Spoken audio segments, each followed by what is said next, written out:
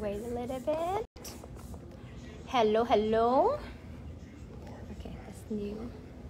I haven't go live on the Facebook for a while. That's okay. Okay, let's wait a little bit because we haven't make. Okay, I guess we can just start talking and then people will come in and they will see.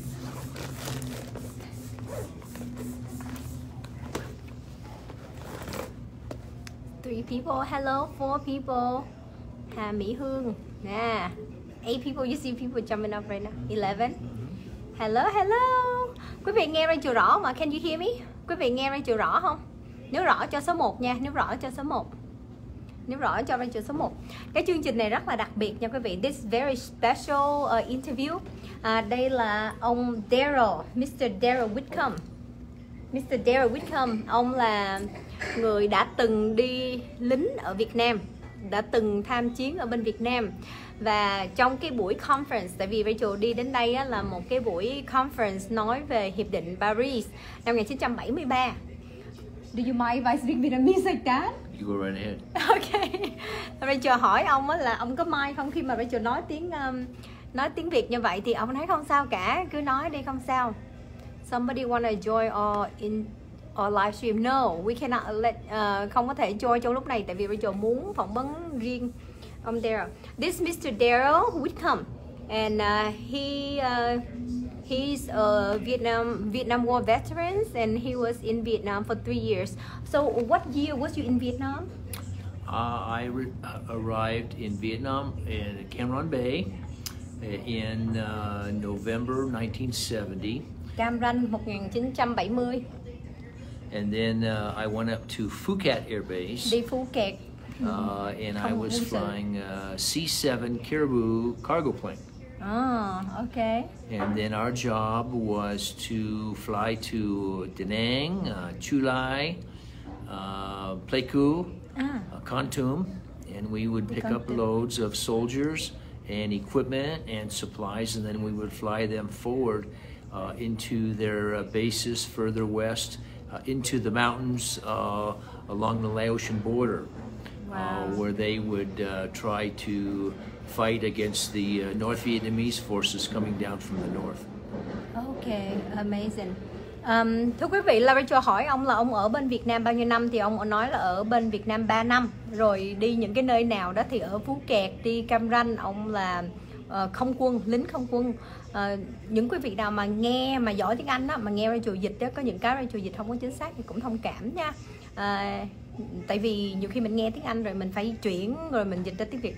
I told them sometimes that if I listen in English and then I translate, if it's not perfectly correct, you know, excuse me, because sometimes that we have to process from English, right? And then it have to come out in Vietnamese. But at least I try my best, okay? Quý vị, tí nữa quý vị có những cái câu hỏi gì á, quý vị muốn đặt cho ông Darrel thì quý vị có thể là đặt câu hỏi nha. Trước tiên là quý vị có nghe rõ không cái đã? Rõ cho số 1, quý vị rõ. I asked them if they hear us well. If they do, they can give us number 1. So we want to see if they conform and they can hear us well. Quý vị nghe rõ cho với chữ số 1 nha. Chờ một tí xíu xong nói tiếp. And then one of the special operations that I flew on while I was there in the spring of 1971, South Vietnamese forces went west out of the Dong Ha region through Khe Son into Laos. And my squadron of C-7s, we flew a lot of support for the forces. We would bring supplies up to Quang Tri and Dong Ha and Cam Lo for the forces that were going into Laos. And that was a very, very important operation called Lam Son 719. Okay. And the purpose of that was because the North Vietnamese were using Laos in what we call the Ho Chi Minh Trail. They called it the Tong Song Road. And they were using Laos to bring their forces down in the South Vietnam, down into Asha Valley, and then further south into the Bami Tui region. And that supply road was very critical for the war because the North Vietnamese, that was how they brought their forces down south and supplied them. And we tried very hard to close the Ho Chi Minh Trail, to shut it down, and our forces were not successful in doing that. And that road, the Trong Son Road, is what North Vietnam used to later in 1974-75 bring their forces down, and led to the defeat of South Vietnam and the overthrow of Cambodia and Laos. I see. Quý vị, ông nói rằng là năm 1973, right? That was 1973. What, Lam Son 719? Yes. No, 1971. 1971, năm 1971 thì bên tụi Hồ Chí Minh á, là bên Cộng sản Bắc Việt, họ bắt tay với lại bên Lào để mà đưa supply là giống như là vũ trang của họ đó đi vào trong Nam để mà đánh chiếm trong Nam. Thì bên lực lượng của ông á là cùng với bên miền Nam Việt Nam để mà chống cự lại, nhưng mà cái trận đó thì không có thành công lắm. One of the questions is I know, like, on the other side, the communist side, they say that American came to Vietnam to invade Vietnam. No. Yes. Okay. We want to hear that. We came to Vietnam because we did not want communist North Vietnam to take over South Vietnam or Laos or Cambodia. We recognized early on that the Communist Party of North Vietnam was a threat to all of Southeast Asia, and we wanted to help our allies there, South Vietnam and Laos and Cambodia, to maintain their freedom from the North Vietnamese. But the North Vietnamese were the enemy, and they would work through their surrogates, the Viet Cong in South Vietnam, the Pathet Lao in Laos, and then the communist insurgents, and to sometimes even with the Khmer Rouge in Cambodia, to try to overthrow those governments that were friendly to the West. That's right. They were the great threat, and that's where we needed to focus our efforts, fighting the nation of North Vietnam. Quý vị thấy không? Rachel có hỏi là bên Cộng sản á, bữa nay là Rachel phải mét. I told them, like, today, since you're here, I have to tell you everything about the communist propaganda, so you know the truth, and you can tell the story of the American side. Rachel nói là bên Việt Nam á, cái tụi Cộng sản á, nó nói rằng á, Mỹ đi vô Việt Nam để mà invade, là để mà đánh chiếm đất nước Việt Nam của mình, hay là cướp nước Việt Nam. Nhưng mà ông nói hoàn toàn là không đúng. Người Mỹ ở bên Việt Nam là để ngăn chặn cái sự bành trướng của Cộng sản Bắc Việt, Cộng sản bên miền Bắc xâm chiếm vào bên Việt Nam và cũng như là đánh vào bên Lào. Và ông nói rằng là trên thế giới và bên Mỹ người ta thấy được cái sự nguy hiểm của cái chế độ Cộng sản. Chính vì vậy mà họ phải ở Việt Nam để mà giúp đồng minh, là allies, là đồng minh.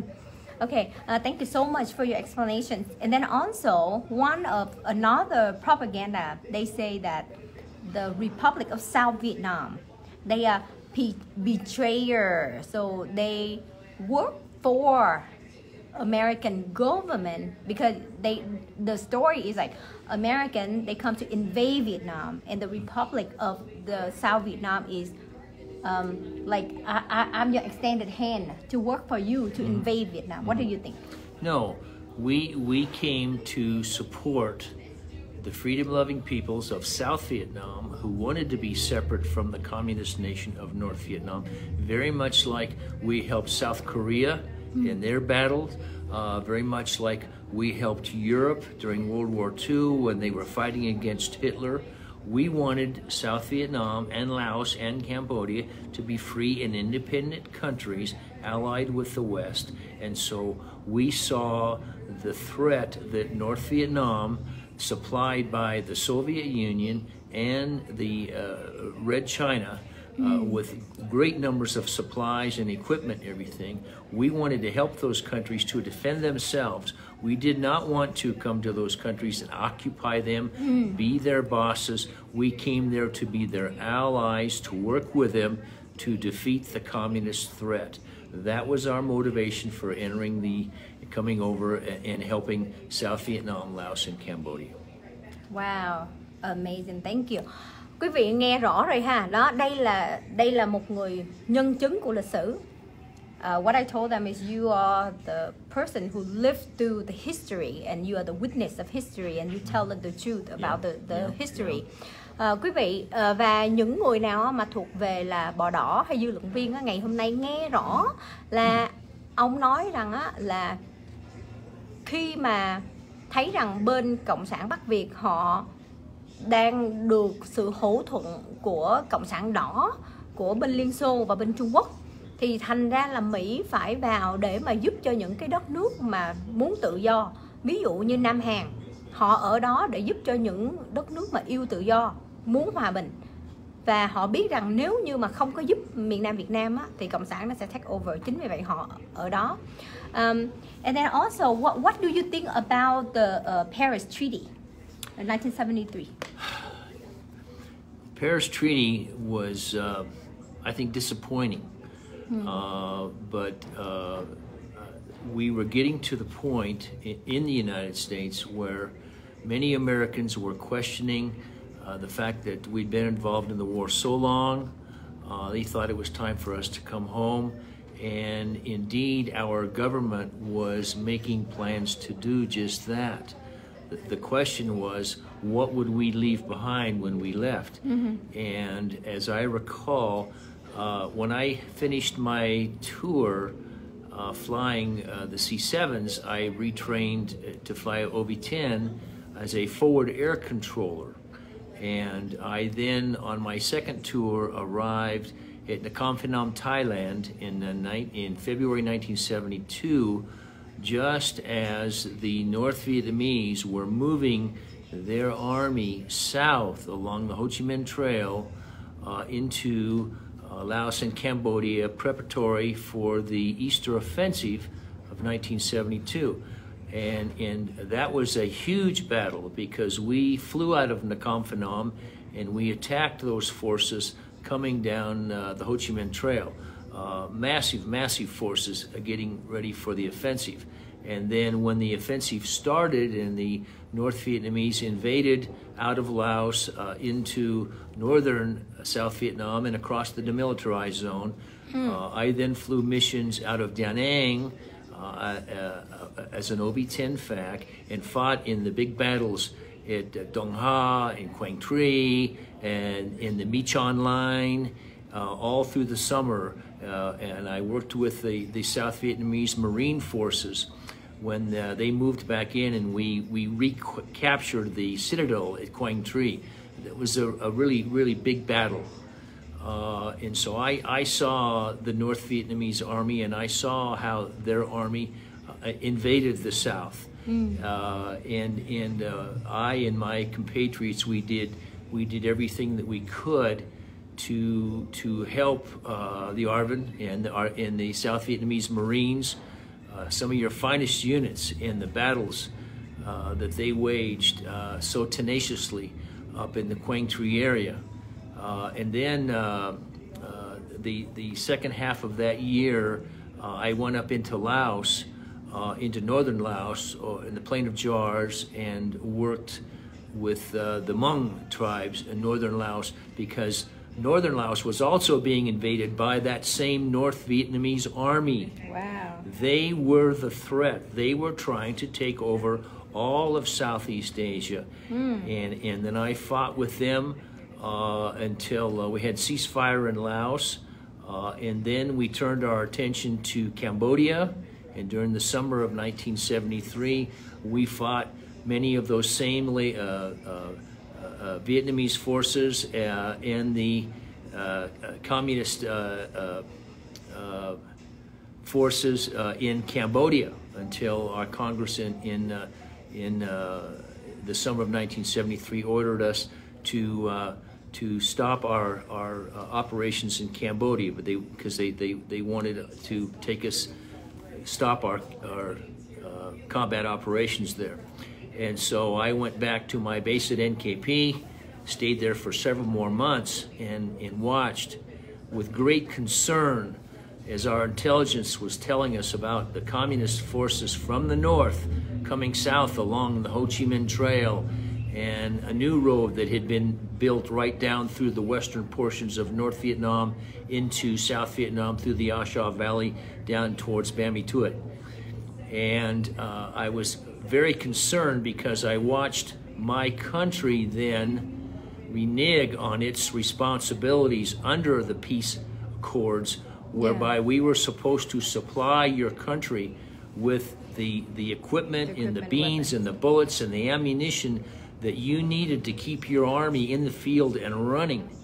In 1972, that aid was $2.2 billion. In 1973, that was reduced to $1 billion. And in 1974, it was limited to $700 million.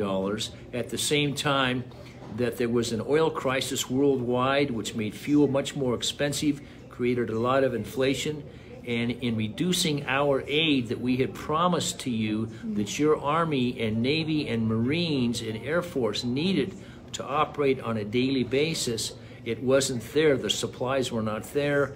Your military forces got weaker and weaker. And at the same time, the North Vietnamese went to the Soviet Union and China and said, if you give us the equipment, we will win this war. The Soviet Union and China gave them the equipment, and then at the same time, North Vietnam launched its largest draft calls ever for new soldiers, build their army up to, I think it was 23 divisions, and then they began to launch their offensive against the South, initially starting at the district capital of Phuc Long, and then when they won that battle, they brought more than internet. Okay, good. And when they then initiated their offensive, they were much, much stronger than was your military because of your shortage of supplies, and the inevitable happened. Their forces defeated your forces, and now we have one Vietnam tied together by the great Ho Chi Minh Trail, and they won the war. Yes. Thank you. I hope that I can translate Oh my goodness. all of the story. Okay.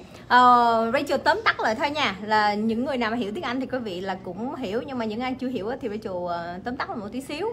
Là ông nói đó là tháng 2 của năm 1972 đó, là tại vì cái câu đầu tiên là Rachel hỏi ông là ông nghĩ sao về cái hiệp định ngừng chiến hay là hiệp định Paris năm 1973.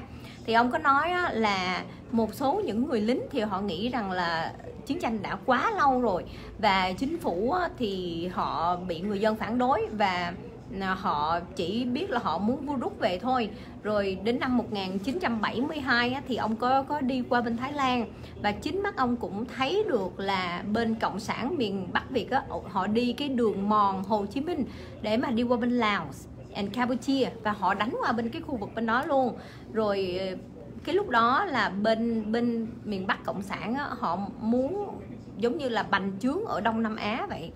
Cho nên là thành ra Mỹ nó phải ở đó để mà nó bảo vệ.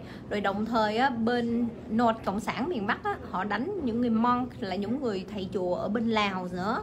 Thành ra là lúc đó là ông thấy được hết những cái điều đó, và ông phải giống như là bên người Mỹ đó, họ phải dùng không quân để mà họ phụ bên miền Nam cũng như là bên Lào, bên Campuchia, để không có cho cái tụi Cộng sản Liên Xô với Cộng sản của Trung Quốc nó bành trướng. Rồi quý vị thấy là nguyên cái câu chuyện ông chia sẻ ở đây là người Mỹ ở đó để mà bảo vệ và ngăn chặn cái sự bành trướng của Cộng sản thôi. Rồi đồng thời ông nói nữa là cái tiền funding. Tell me again about the funding that was reduced on what year and how much it was? Yes, as I recall now, in theo tôi nhớ đó.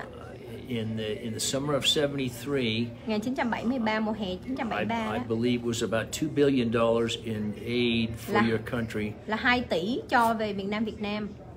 For your military supplies, ammunition, food, medical supplies, gasoline.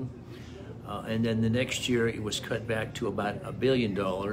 Rồi xong rồi cái năm sau đó là 1974, right? So they cut back. That's 73, and then in 74, right. And then that was cut back to $700 million. Sau đó là chỉ còn lại có 700 triệu thôi sau khi mà that's after they signed the Paris Treaty. Yes, this is after the Paris Treaty. We, as part of the Paris Treaty, our nation was expected to do two things. Okay, continue to supply you with replacement material and supplies to keep your Army, Navy, and forces strong and operating. And also, we kept in Thailand a very significant amount of U.S. Air Force units, which could be used again if North Vietnam broke the strictures of the treaty. Right. Ông nói là đáng lẽ theo treaty là theo cái thỏa hiệp này là Mỹ phải làm hai chuyện. Cái chuyện thứ nhất là phải tiếp tục để mà viện trợ cho miền Nam Việt Nam. Tuy là không phải là 2 tỷ như là bình thường thì nó là 700 triệu. Nhưng mà sau đó thì chỉ có cái là Mỹ đã không làm đúng như cái lời hứa. Tại vì họ đáng lẽ là giữ cái 700 triệu này để hỗ trợ cho Việt Nam. Và đồng thời nữa cái điều thứ hai nữa là họ vẫn phải tiếp tục để mà phụ với bên Thái Lan để mà nhiều khi bên Bắc Cộng nó phản cái treaty này, nhưng mà rất tiếc là nó không có được như là mong muốn. And then also do you agree with me that because of the 1973 Paris Treaty and the North communists they didn't respect what they signed? And they overthrown that basically. And then because of the withdrawal of Vietnam and the fall of Saigon, now is the communists take over the whole country. And then also the USA right now, 2023. Then now we have to how you say we have to not like fighting, but like on the Southeast Asia, the Pacific Oceans. Now we because Vietnam is under the communists, so Chinese or the communist China, they basically kind of control it. And then we the have South a China huge Sea, conflict. yes. In South China. So now like US and China, we have a huge conflict, and Vietnam in the middle. But if Vietnam is not communist, then make it so much easy for USA. But now Vietnam is under communist government or regime. Well, I can't really comment on the affairs of today. You know, that's beyond my knowledge and purview. I know that we do see a great threat in communist China. Great threat, okay. And maybe that is a common interest between our country and your country.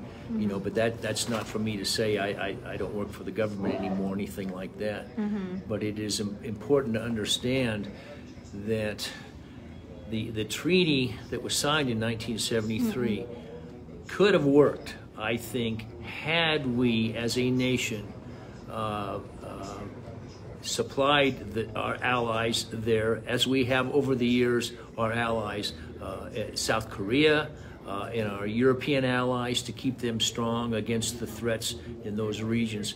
But we chose not to do that with our allies in Southeast Asia. And when the North Vietnamese built up and became strong, they understood that the North Vietnamese leaders were very smart. They had studied warfare. They understood that when they looked at what they were fighting in Southeast Asia, South Vietnam, Laos, Cambodia, they were fighting a coalition allied with the United States. And they realized that the best way to fight against the coalition is to break it up. And the North Vietnamese apparently understood that our nation, the United States, our weak point was our national will.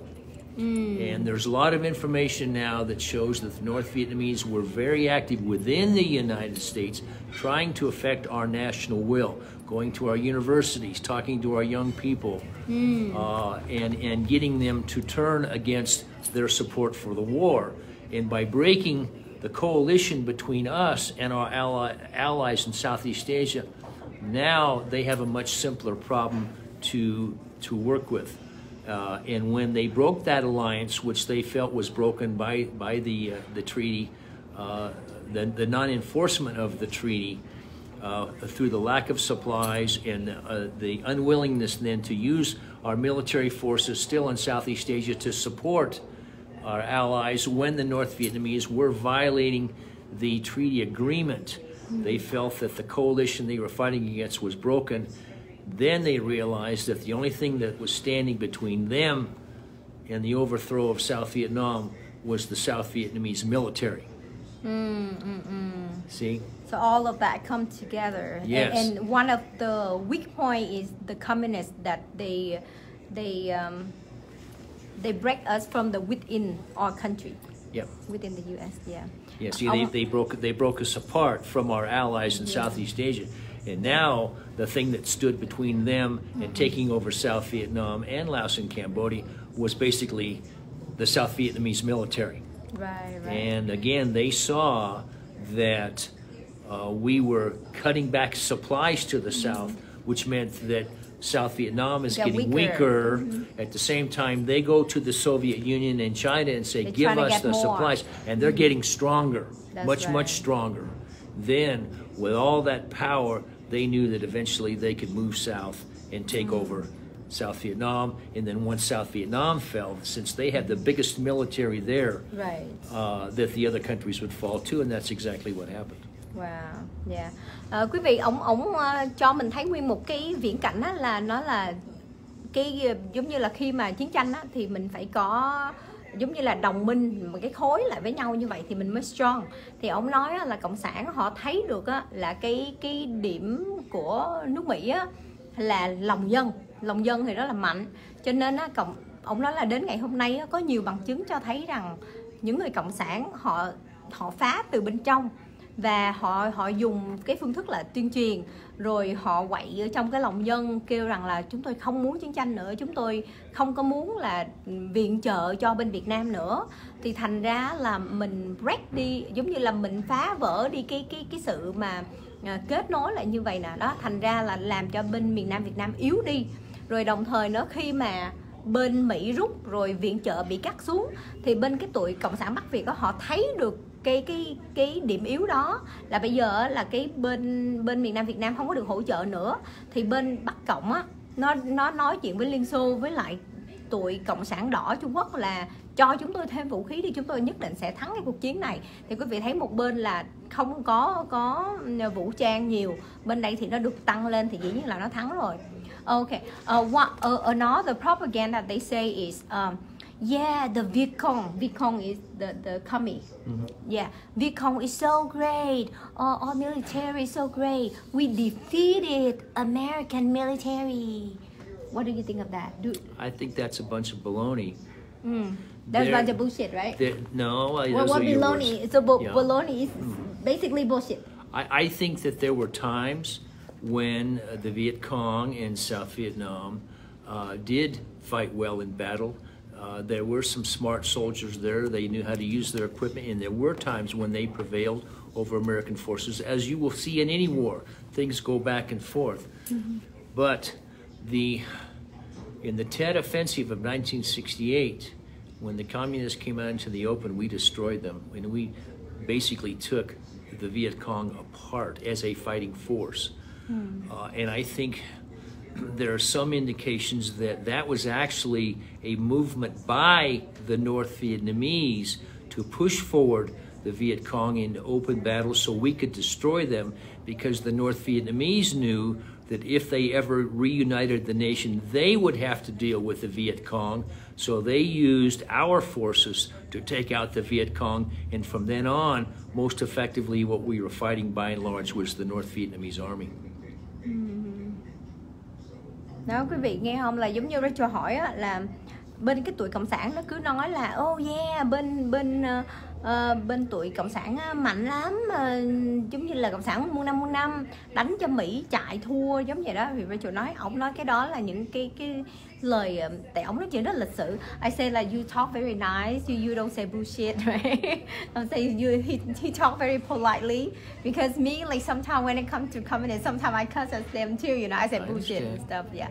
But quý vị thấy là Mỹ khi mà họ nói chuyện á, họ chỉ nói lịch sử thôi chứ họ không có nói thù hận. Ông chỉ nói là những cái gì xảy ra. Ông nói ví dụ như là khi mà chiến tranh á, đúng là bên Bắc Cộng á, họ có những cái chiến thuật cũng rất là hay, cũng có một số người chiến tranh cũng rất là giỏi, giống như là chiến đấu giỏi. Nhưng mà là cái thời cuộc mà quý vị thấy rồi, đồng thời nữa là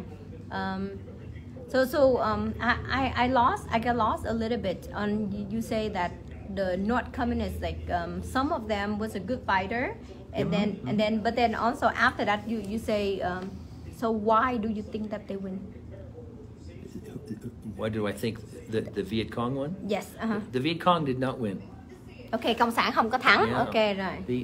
The war was won when the North Vietnamese army came south in massive numbers, and they overran and defeated the ARVN. In the Vietnamese Air Force and the Vietnamese Marines, they defeated them in big open battles and swept across the breadth and depth of South Vietnam. I am sure that those remnants of the Viet Cong forces that were still in existence then probably, most assuredly, supported the North Vietnamese army in those campaigns and in those actions. But the force that overran and defeated South Vietnam was the Army of North Vietnam, supplied by weapons from the Soviet Union and China with modern military weapons, tanks, artillery, surface-to-air missiles, all the modern accoutrements of modern war today, or at that time. It was not the guerrillas that overthrew the South Vietnamese nation. It was the North Vietnamese army. Dạ thì Rachel hỏi ông lại là giờ ông nói thêm là tại sao mà bên Việt Cộng nó thắng, thì ông nói là no, Việt Cộng không có thắng. Tại vì Mỹ là đã rút rồi và ký cái hiệp định này rồi, nhưng mà sau đó là cộng sản Bắc Việt họ dùng cái army của họ và họ đã đánh chiếm vào trong miền Nam Việt Nam, và lúc đó là big, giống như một cái cuộc chiến mở rộng, big open battle, là tại bên đây là đã rút rồi, quý vị thấy không?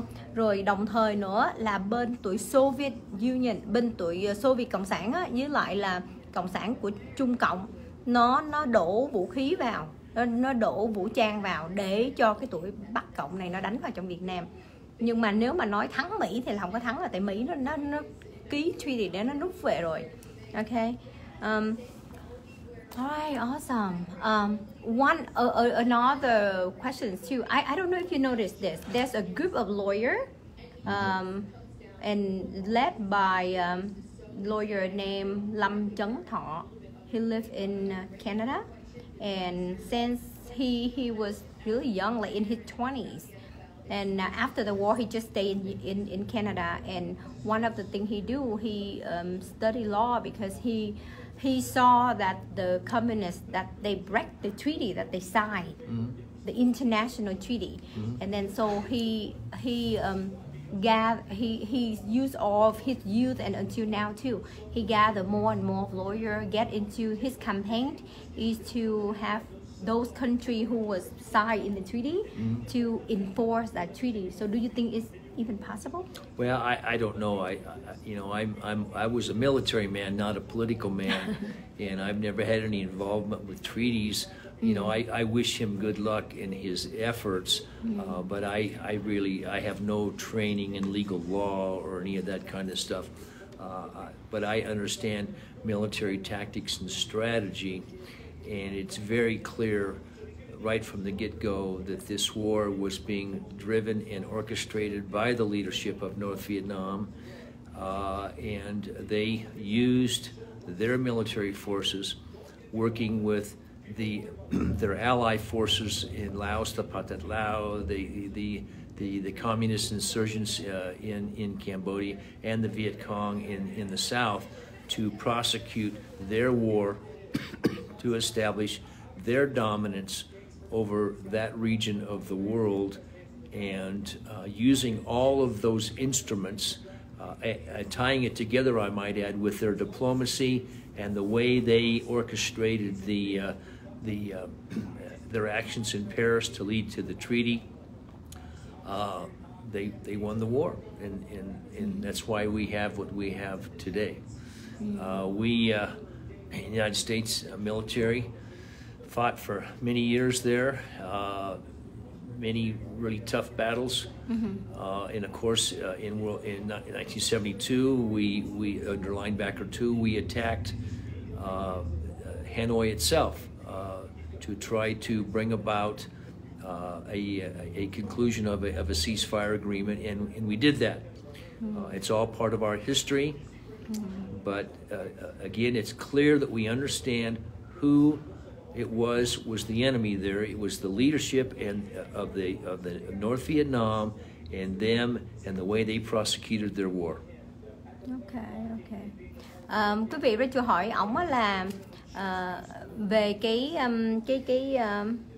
điều mà nhóm luật sư Lâm Chấn Thọ đang làm là đang vận động quốc tế để xem lại cái hiệp định Paris, là liệu như là cộng sản họ đã vi phạm cái hiệp định này. Thì ông nghĩ là cái chuyện đó có khả năng hay là có cái cơ hội để mà thành công không á? Thì ông nói là ông là người military, đi lính, chứ he's not a politician, là không phải là người chính trị gia, cho nên ông sẽ không có nói về vấn đề đó được, nhưng mà ông có thể nói về chiến tranh và lịch sử chiến tranh thôi. Và rõ ràng tất cả những gì xảy ra là cái kẻ thù rõ ràng ở đây là ai, là cái người lãnh đạo của cộng sản Bắc Việt. Okay. And one thing I might add, that even then as a young man, we sensed that if North Vietnam were to win the war, that we would see them being very brutal to the South Vietnamese, especially those who were in the military. They would be treated very harshly. We would have re-education camps. We would have new economic zones. We would see the movement of citizens from North Vietnam into South Vietnam, as the people of South Vietnam were being pushed out of their homes and forced into the wilderness, their homes being taken over from families and people coming from the North, because the North wanted to spread its influence and power over the people of South Vietnam, and they would carry out these acts that were so brutal that it led how many millions of South Vietnamese who were willing to take the desperate step of going out into the ocean to try to escape to free countries. A terrible, terrible tragedy.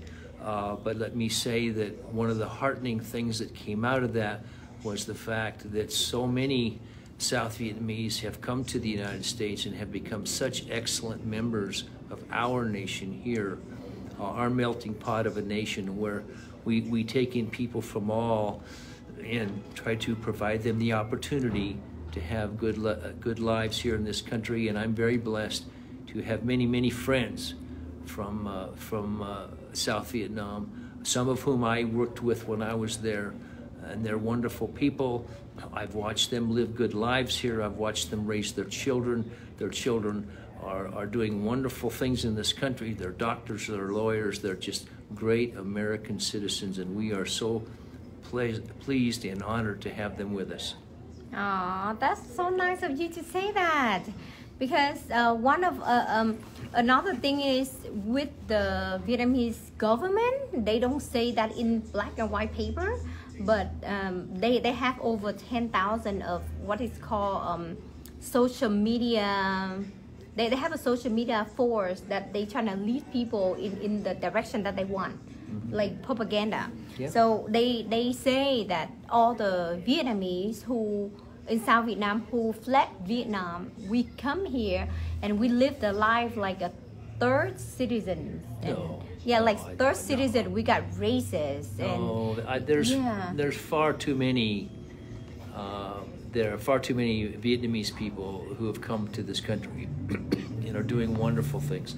I just recently visited a doctor, and he was a Vietnamese man, you know, and he came here, started over his life with his family, and all of the opportunities in our nation are available to them, and many take great advantage. And here we are sitting here having this conversation because our nation believes in freedom of speech, freedom of ideas, and that's why we want to share this history with you. Yeah, that's amazing. See, that's one thing I love about Americans so much is like, it's give everybody the same opportunity. Like if you dive into do good, then you will get whatever you want, right? Because if you work hard for your dream, then your dream will come true, right? It doesn't limit anybody. But like in Vietnam, like under the communists now, instead of they teach the history, what's right, what's wrong, they teach heinous, the hatefulness. Because now like some of the second generation of the commie, now they grew up and all they do is like they talk, even though they send their children to America or they send their children to the capitalism countries like US, Australia, Canada, and so on. But then they have that group of propaganda, like who spread those propaganda and saying, you know, like Americans so bad and capitalism is so evil. People live in democracy country. They have to work their ass off from 4 a.m. to like 11 p.m. If they don't work, they got a bunch of homeless on the street. You see it? And then over there, they use one-way media to block the truth. And they, How many free newspapers do we have in Vietnam? How many free radio stations do we have in Vietnam? I can turn on a radio right now and I can hear 10 different people talking from 10 different political perspectives, some of which I agree with, some of which I don't, but all have the right to have that speech. How many great universities do we have in Vietnam where young men and women want to go and see how the world really works? And I recently had the opportunity to travel to South Vietnam once again, and I can remember being in downtown Saigon, on the streets there, walking around, and yes, it was obvious that Vietnam is now a communist nation. But interestingly enough, when I was down walking on the street, the people out there on the streets were capitalists because they were selling goods, they were buying goods, and they were raging capitalists trying to get their lives in order. And I don't know what their relationship was with their government, but down there at the street level, it was supply and demand, buy, sell, people just trying to make better lives for themselves. Yes. See, one of the person, Nhân Võ hả? Cảm ơn Nhân Võ nha. So he say, please tell him that in Vietnam right now, their education is they teach the new generation hate America. That's so bad.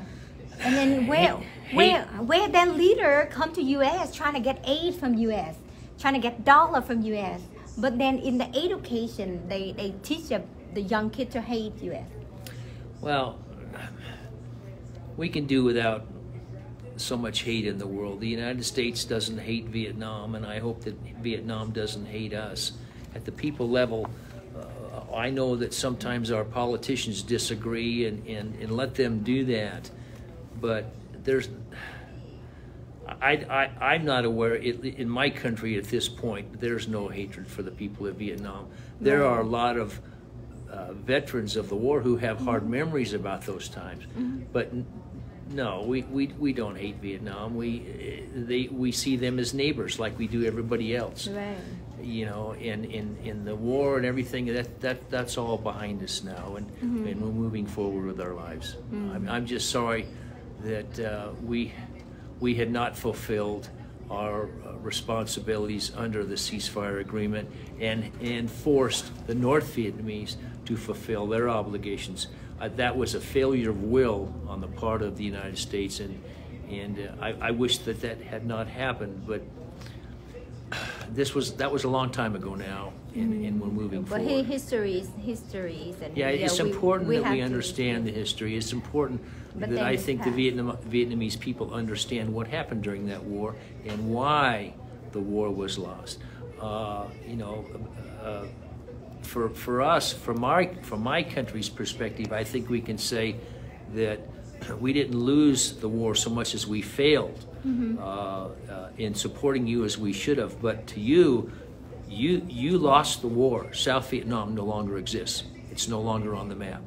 And I think that was a terrible, terrible tragedy. I think that had we carried out our obligations, we would see today a South Vietnam very much like South Korea. That's right. A strong and dynamic, democratic country with a powerful economy. The Vietnamese workers are good. They're smart. They're good technicians. So much to offer. But that's not what happened, and so we have to live with the world as it is. Yes, yeah. So ông nói á là giống như cái cuộc chiến này á, nó không có ra giống như mong muốn, và ông cũng cảm thấy là rất là giống như là có lỗi á, giống như vậy, là cảm thấy như sorry á, là because Mỹ đã rút về và không có viện trợ cho miền Nam Việt Nam như là mong muốn hay là như trong cái hiệp định, rồi thành ra là bên miền Nam Việt Nam cũng thua. Thì ông nói á, nhưng mà cái điều mà ông vui ở đây á, là ông thấy vài triệu người Việt ở trong nước đã ra bên nước ngoài và sống rất là tốt. Họ trở thành là những người đóng góp rất là nhiều cho nước Mỹ. Một số người trở thành friend của ổng, rồi một số người trở thành là thí dụ ông bác sĩ của ổng, doctor của ổng cũng là người Việt Nam luôn. Và ổng nói á, nếu như Việt Nam của mình á mà không có ở dưới chế độ cộng sản là đất nước Việt Nam sẽ rất là giàu mạnh, giống như Hàn với Nhật bây giờ vậy đó. Tại vì ông nói là người Việt Nam của mình làm rất giỏi, rất thông minh, chỉ có cái xui là bây giờ ở dưới cộng sản thôi. And well, one of not okay. So the history is the history. Okay, so now let's talk about now a little bit, because one of the thing is since I speak up about what is true, what is wrong, what is propaganda, and stop lying, because over there the media is lying and on one way media. So now I use social media and a lot of some people who live in free country, that we're trying to bring the truth so people in Vietnam, they know.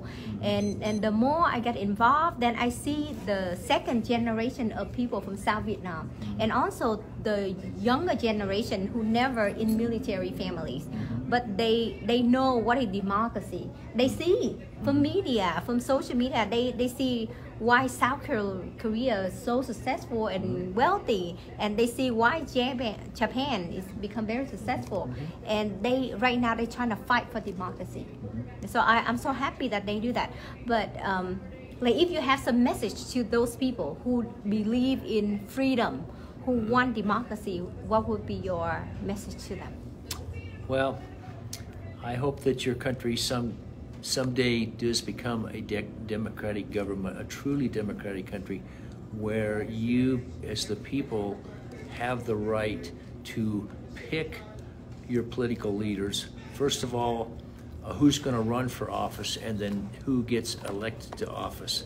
And that will empower you then to select your own leadership, and that will make your leaders responsible to you, and hopefully at the same time design an economic system basically on a capitalist model, which rewards everybody for their hard work and allows all of your people to determine what your needs are, what your capabilities are, and gives you the opportunity to develop technical skills in whatever field to add to the overall strength of your economy, which will then function to grow the status of your country and provide a good and happy and peaceful life for all of your people. I hope that your country never again ever has to suffer the ravages of war.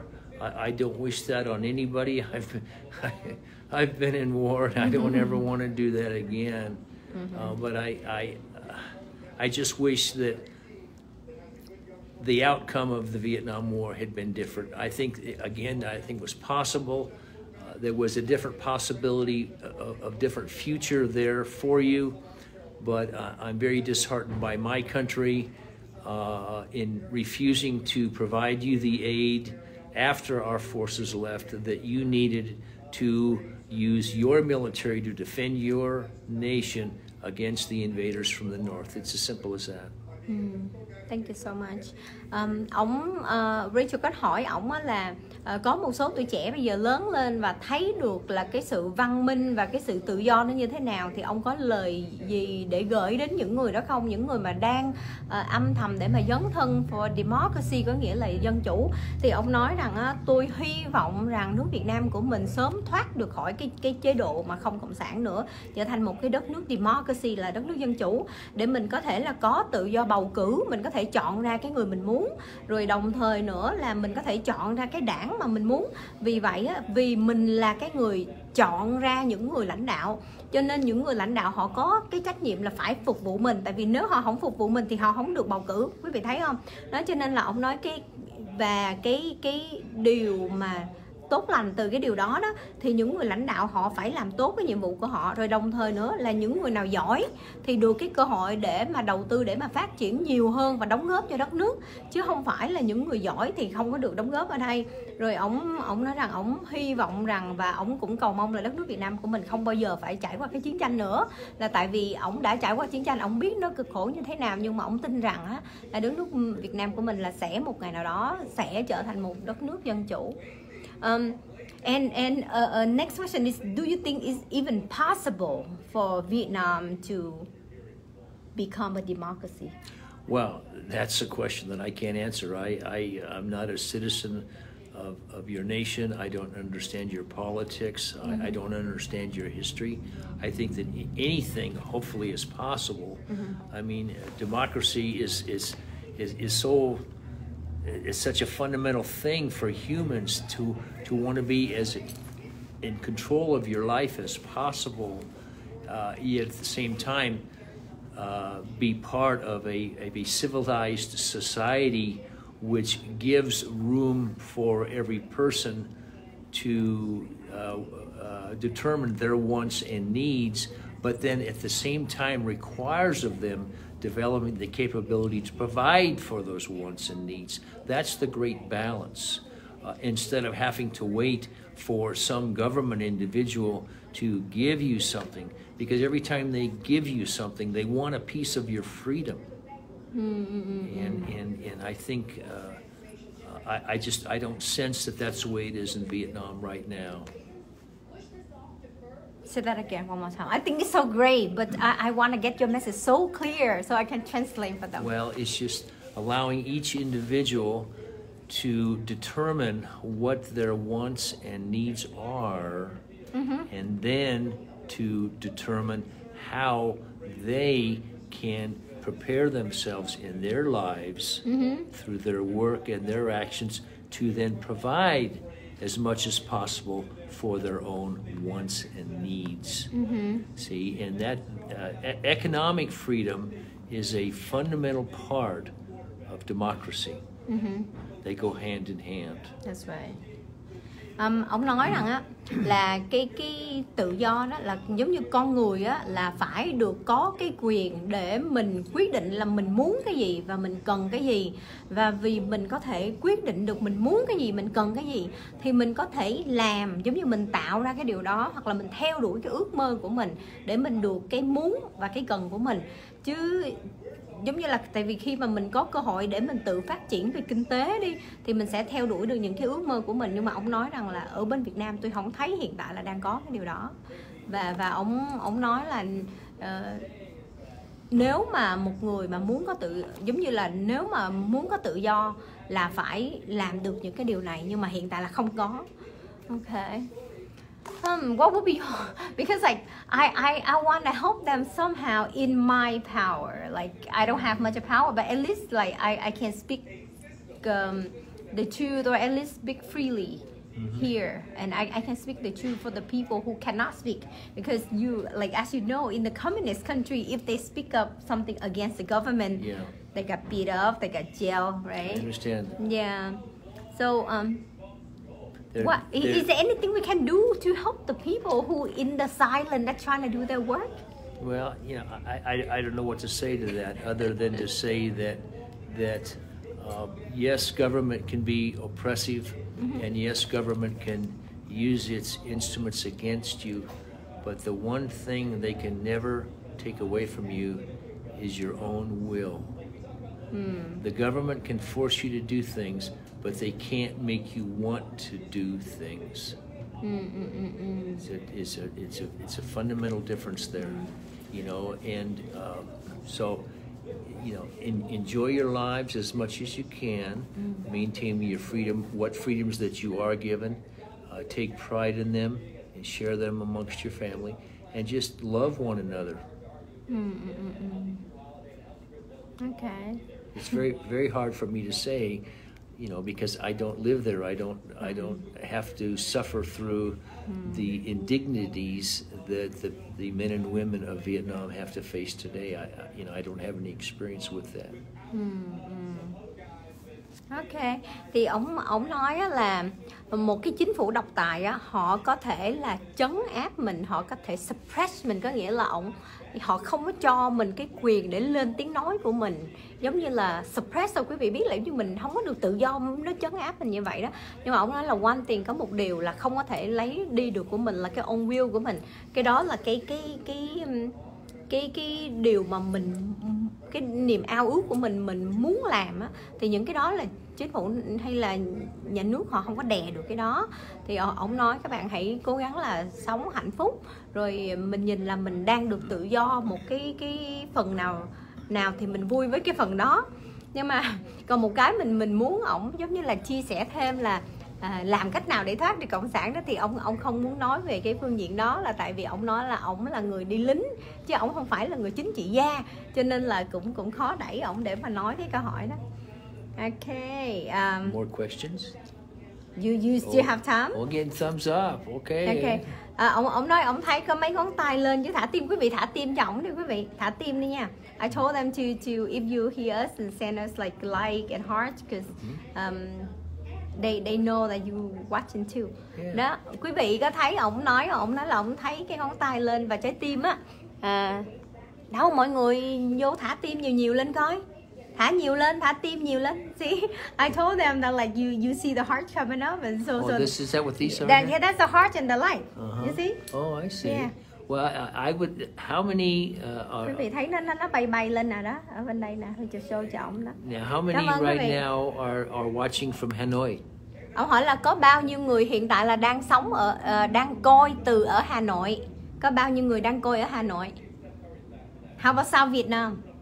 Yeah, Saigon. Anybody from Saigon? Có ai ở Hà Nội cho số 1, ai ở Sài Gòn cho số 2. I told them whoever live in Hanoi just give number 1. Okay. And whoever in Saigon give number 2. I see. Rồi thả tim, thả số 1, số 2 vậy đi quý vị. Quý vị đang ở đâu? Ông hỏi nè. I told them that you asking a question that you know where so. Well, I hope everybody understands. Number two is from Vietnam. Okay, Tom Smith. Okay, there's some American names there too. Yeah. Well, you know, and I want everybody to know that I have the greatest respect for the Vietnamese people. I don't care for your leaders per se. I didn't then, I don't now. But the Vietnamese that I know are good, hardworking people, people generally of peace, and all of that war and everything now that's so far behind us. We want a world of peace. So how are we doing? We getting there's a lot of like a heart. So lot some of are number red, 2. some are blue. What's the difference? Oh, one's a thumb up and one is a heart. I see. Yeah. Oh, we have some people from Canada. Yes, we have from USA. Kevin Nguyen from USA. Kevin Nguyen, okay, that's very nice. Yeah.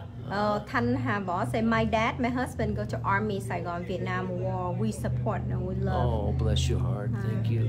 Yes, and I will say too that when I was in South Vietnam, the Vietnamese Air Force men that I worked with, the ARVN soldiers that I worked with, were good troops. They were hardworking and they fought hard. And I watched them, especially in the big battles at Quang Tri and Dong Ha, and I watched how hard they fought down below, and we gave them all the support that we could. And I remember one day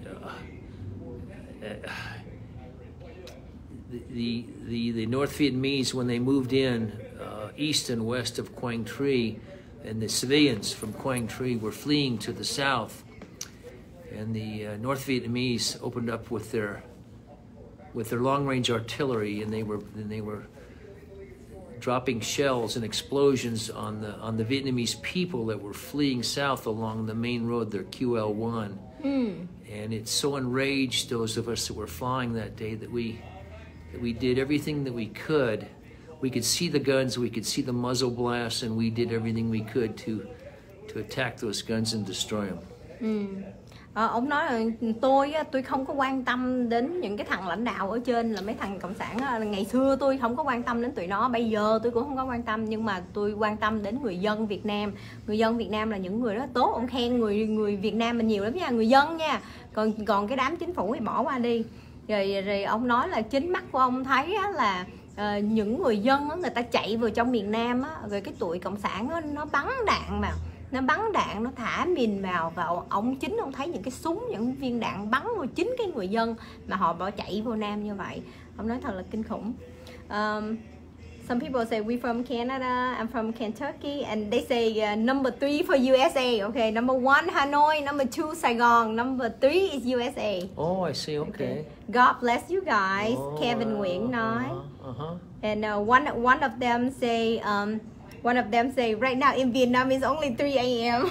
Yeah, that's true. So that's why some of them is sleeping. And what does this say? My dad fighting with VC and got caught in Pleiku 74, including American soldier. Okay.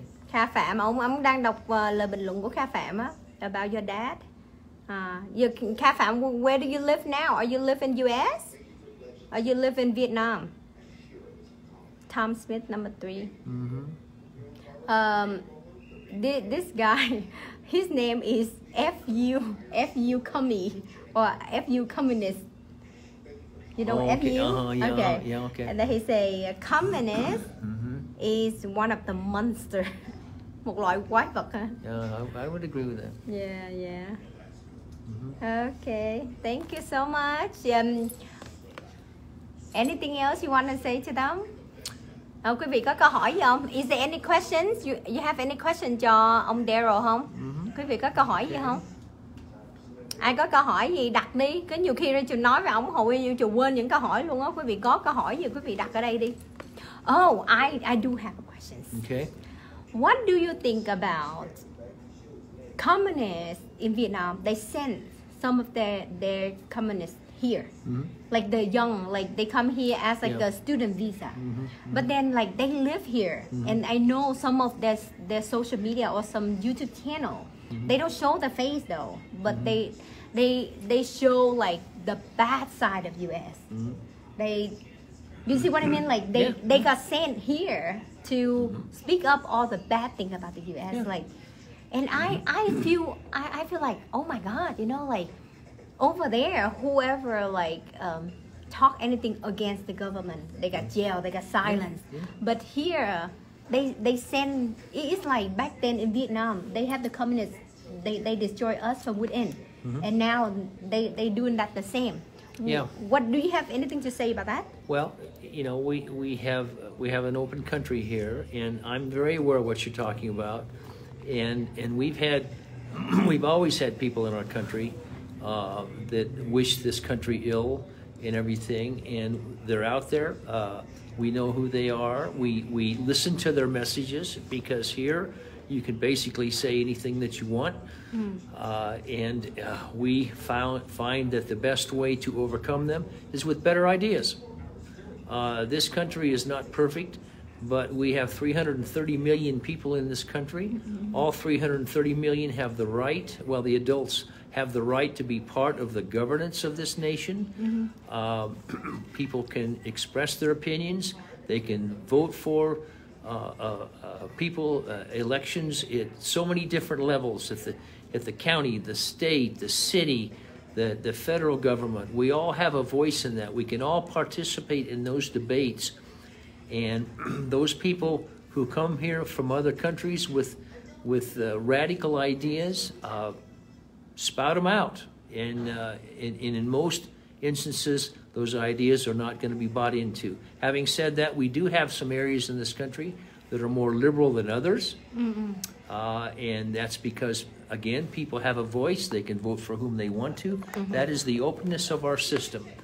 And this is not new in our country. We've always had people in our nation, all the way back to the very beginning, who disagree, but we have found a way to move forward and keep our democracy strong and vital, not without challenges again. You know, we have all kinds of problems in this country, but we seek solutions. We don't seek confrontation in this nation, and I think that's something that it keeps our nation strong and keeps us moving forward.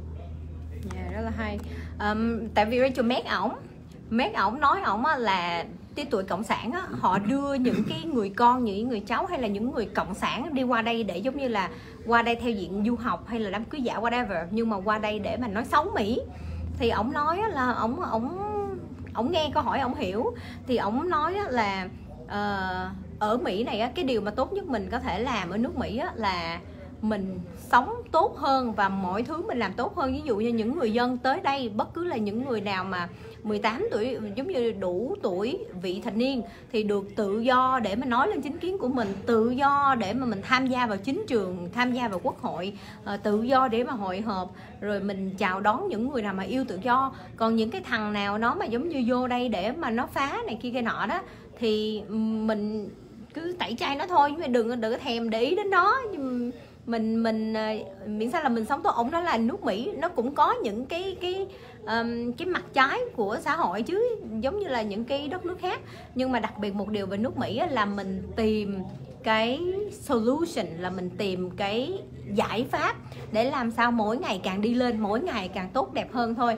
Còn mấy cái thằng mà nó quậy, nó đứng làm sao thì nó cũng là tèn nó đứng làm sao để nó quậy thôi. Okay.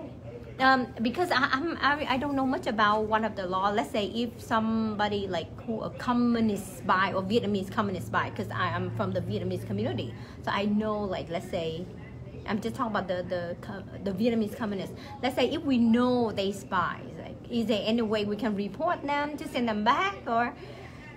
Well, or do you know anything about that? I'm not in law enforcement, but if somebody is here and they're spying, then they would be liable to be arrested and taken to prison or taken to jail by our government agencies, FBI in particular. One of their jobs is to watch for spies like that, in provocateurs who are coming here to try to disrupt or harm our system. Yeah, that's something different there, and we have government agencies that watch out for things like that. We do have an agency to do that. Yeah, of course, yeah. Okay. FBI. Okay. So like if like we know, let's say, because each one of us, we have the responsibility to watch for all. Well, yes, good, yeah, right? and if you're aware of something like that, then you need to contact your local office of our Federal Bureau of Investigation, FBI, because spies like that, certainly we want to deal with that. If they're coming here with the idea of harming our nation, then that needs to be reported to the officials, you bet. We need to take actions there. But people that want to come here and be citizens of our nation, that's something very separate. And our nation is richer. The United States is richer because of all the Vietnamese and Laotians and Cambodians and Hmong, the Montagnards who came here to our nation after the wars in Southeast Asia. Yeah. Ông nói nước Mỹ á, là giàu mạnh hơn là tại vì có những người đến từ những cái đất nước khác mà thật sự là muốn đến đây để mà trở thành một thành viên của nước Mỹ và trở thành là công dân nước Hoa Kỳ. Nhưng mà thí dụ mà những cái thành phần mà đến đây để mà quậy, mà phá rối, hay là đến đây để mà phá hoại nước Mỹ đó, nếu như mà mình biết, mình nên thông báo là report cho FBI địa phương của mình. Tại vì ông nói ở bên Mỹ này có một cái bộ phận là họ chuyên về giống như là những cái thành phần vào nước Mỹ để mà quấy rối hay là quậy phá, làm cho nước Mỹ suy yếu đi. Thí dụ như là qua đây đi làm spy nè đó, thì những cái đó nếu mà mình biết thì mỗi người có một cái trách nhiệm là mình liên lạc với văn phòng FBI tại địa phương của mình để mà tố cáo những người đó. Thì cái job của mình đó là mình cứ report đi. I told them like our job as a US citizen is to report whatever dangerous to our country. Yep. And the investigation side just leave it up to the FBI. That's Right. why they're there. Yeah, so we do our job to report đó. Quý vị, cho nên là những ai mà ở Mỹ mà quý vị thương nước Mỹ, yêu nước Mỹ mà quý vị thấy những cái thành phần mà Việt Cộng hay là Cộng sản nằm vùng ở đây nó quậy nó phá đó, quý vị cứ tìm hiểu nó, tìm hiểu biết thông tin của nó như thế nào, quý vị liên lạc với văn phòng FBI ở Mỹ địa phương của mình cho nó điều tra tụi nó. Thì công việc của mình đó là mình cứ report đi, còn điều tra để cho FBI điều tra. Rồi, mọi người có câu hỏi gì nữa không? Thank you so much for your time today. No, I have report to the FBI, but I don't think so. Lan Sáo, David Nguyễn không hiểu. I have report to FBI, but I don't think so, là tôi đã report lên FBI mà tôi không nghĩ như vậy. Lan Sáo. Ok, Rachel hỏi ông ấy có ý nghĩa về tình hình gây cấn giữa Trung Quốc. Đây là vấn đề của hiện tại và tương lai của chúng ta. Oh, okay. I see a couple questions relating like to one message is do you aware of the conflict between US and the Chinese communists right now? Because some of the people in Vietnam they hope that the falling of the Chinese communists will bring down the Vietnamese communists as well. Oh. Yeah. So that's why they keep asking, like, ask him about if he aware of that conflict and what his thought of it. Well, China is a great and powerful nation, and I'm very aware of the strife and stresses that have existed over the last several thousand years between China and Vietnam. I'm aware of that in the difficulties that they've had. China is a hegemonic nation. They want to dominate Asia, and because of their size, both their physical size and the size of their population, makes them not only a vast regional power in that part of the world, but also within the world itself. When you look at the Chinese economy and the Chinese military, and they seem to have an attitude that this will be their century. Certainly that concerns us here in the United States. Now, and again, I'm just speaking for myself. So I watch the news like everybody else, but there's no doubt that there are great stresses developing in that region of the world, because we have many great friendships with the nations of Asia, Korea, Japan, Taiwan, Singapore, Indonesia, Australia. We have very strong bonds of friendships, economic bonds with these people, and I don't see any reason why Vietnam, of course, couldn't be part of that too. They should be. That's their region of the world. But as far as where the idea that we're going to see the collapse of the power structure within China, I'm not aware of any of that. That's way above my pay grade.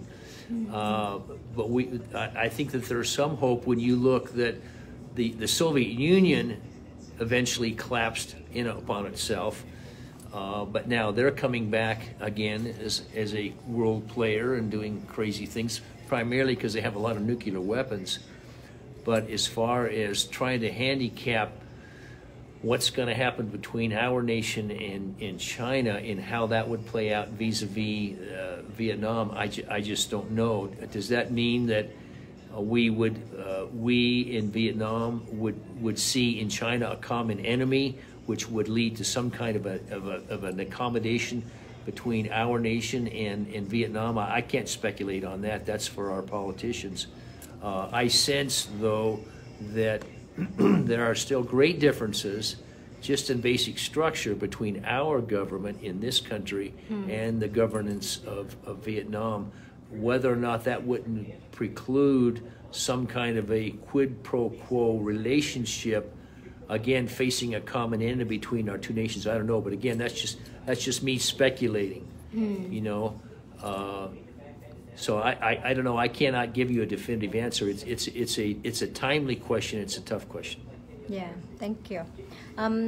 Tại vì cái câu hỏi mà quý vị hỏi là giống như thấy bên Trung Quốc làm sao, có sẽ sập đổ hay không giữa cái sự cạnh tranh giữa Mỹ với Trung Quốc, thì ông nói là ông thấy được cái sự căng thẳng giữa Mỹ với Trung Quốc đó, nhưng mà nói rằng là để thấy cái thể chế của Cộng sản Trung Quốc mà sập đổ thì cái đó ông nói là hơi khó, giống như hơi bị xa để mà nhìn thấy, cho nên là ông không có nói.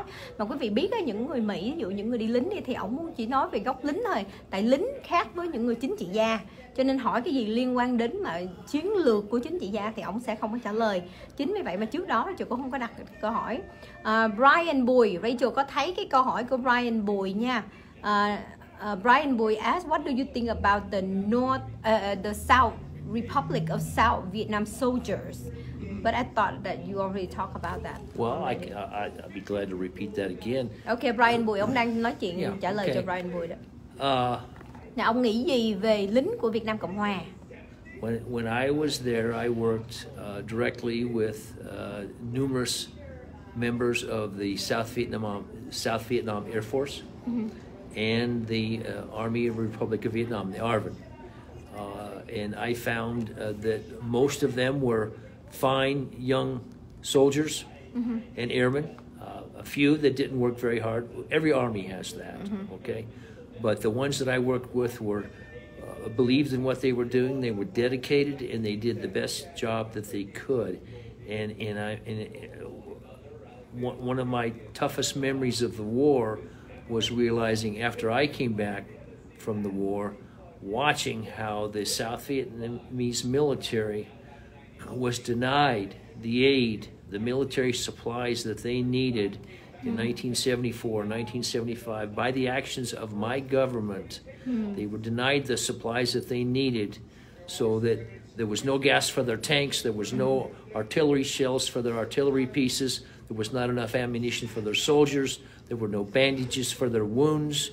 All of those things are foundational and fundamental for any military to operate in the field, whereas the North Vietnamese army had been massively resupplied with modern equipment, and when they came south, they overwhelmed the ARVN's ability to fight, because we had starved them of supplies. My nation did that. Đó, quý vị thấy Mỹ không? Giống như là họ học về lịch sử và họ thấy những cái gì sai, cái đúng là họ nói. Ví dụ như ở đây á, ông nói là ông thấy những người lính Việt Nam Cộng Hòa làm việc rất là giỏi, đánh rất là tốt, những người rất là thông minh. Dĩ nhiên là có một số những người lính Việt Nam Cộng Hòa không có làm việc siêng thì có, tại vì trong những cái quân đội thì đa số là ở đâu cũng vậy, sẽ có những con sâu làm rầu nồi canh á, nhưng mà những người mà ông làm việc chung á thì ông thấy họ rất là giỏi và đa số họ làm việc rất tốt. Cái điều ở đây đó là tại sao Việt Nam thua là tại vì năm 1974, 1975 Mỹ cắt viện trợ, không có viện trợ cho bên Việt Nam Cộng Hòa là ga nè, không có ga để mà đổ vô xe để mà chiến đấu thì sao được, rồi không có đạn nè, không có band-aid, bị thương mà không có band-aid rồi sao làm, đúng không, rồi không có supply, không có những cái viện trợ. Thì còn ở bên miền Bắc á, thì bên Cộng sản Liên Xô với Cộng sản Trung Quốc á, nó thấy như vậy nó còn đổ vô nhiều hơn nữa cho bên Bắc Cộng, cho nên là thành ra là bên miền Nam phải thua thôi. Thì ông nói cái đó là lỗi của nước Mỹ, ông nói cái đó là lỗi của nước Mỹ và lỗi của chúng tôi.